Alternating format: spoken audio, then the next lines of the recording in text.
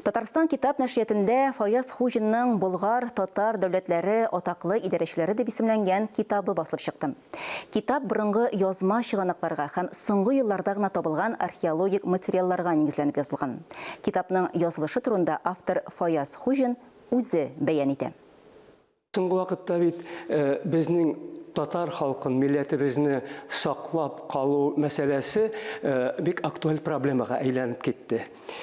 Тел буенча да эшлиләр галимнәр, тарих буенча да эшлиләр галимнәр һәм башка өлкәләр буенча да. Шулай булганга карамастан, халкыбыз кими, телне оныта барабыз, бигрәк тә яшьләр һәм милли үз аң дигән нәрсәгә игътибарны көчәйтергә кирәк дигән фикергә килдем мин. Аны ничек көчәйтергә була?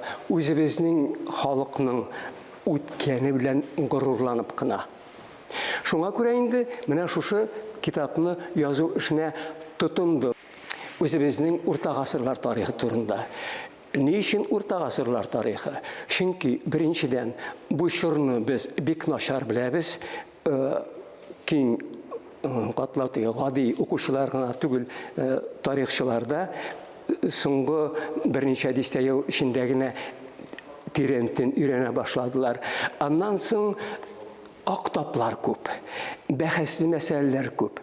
Безне бит руслар, гомумән Европа илләрендә яшәүче, эшләүче галимнәр күчмән халыклар, ничектер югары цивилизациядан түбән торган, менә шундыйрак фикер үткәреп килделәр. Һәм бу дәреслектәрдә дә чагылыш тапты. Төрки халыклар, алар чыннан да башлыча күчмәннәр булганнар, ләкин күчмәннәр ул бөтенләй артта калган халык дип әйтергә ярамыйларны. Беренчедән, алар безнең Россиядә иң беренче дәүләт төзегән халыклар.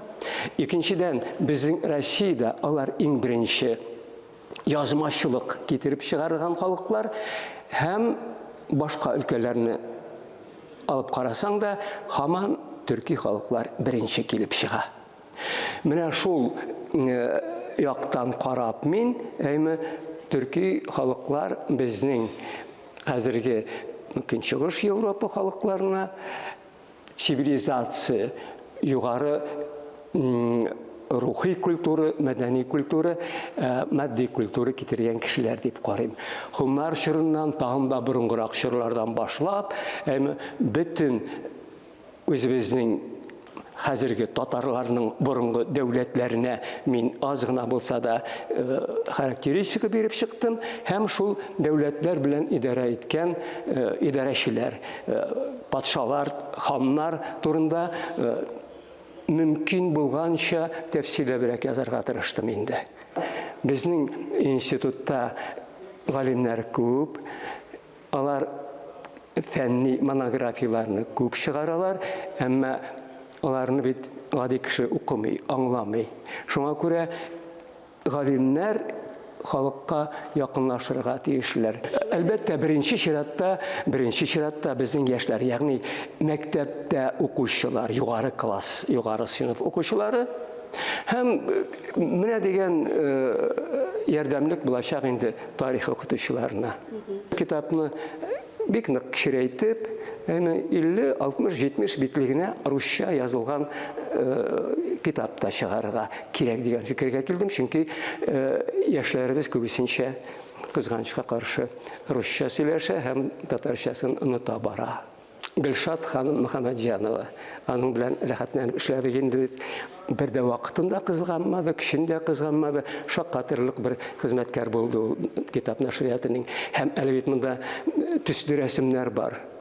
Алар күп, ул рәсемнәрне эшкәртте, матур итеп, ничек кирәк шул үлчәмдә китапка кертеп куйды безнең рәссамыбыз.